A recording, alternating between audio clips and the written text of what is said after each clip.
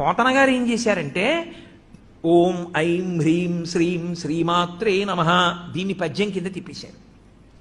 తిప్పేస్తే అమ్మలగన్నయమ్మ ముగురమ్మల మూలపుటమ్మ చాలా పెద్దమ్మ సురారులమ్మ కడుపారడి బుచ్చినయమ్మ తన్నులు నమ్మిన వేల్పుటమ్మల మనంబున ఉండిడియమ్మ దుర్గమాయమ్మ కృపాబ్ధినిచ్యుత మహత్వ ఓం కవిత్వ ఐం పటుత్వ హ్రీం సంపదల్ శ్రీం అమ్మలగన్నయమ్మ శ్రీమాత్రే నమః. ఓం ఐం హ్రీం శ్రీం శ్రీమాత్రే నమః అని ఈ పద్యం కింద మార్చారు.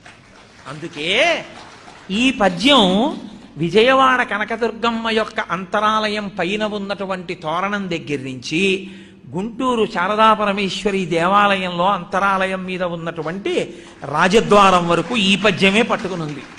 ఎందుకు పోతన గారు భాగవతాన్నంతా ఆంధ్రీకరించినా ఇంకొక పద్యం వ్రాయకుండా అమ్మవారి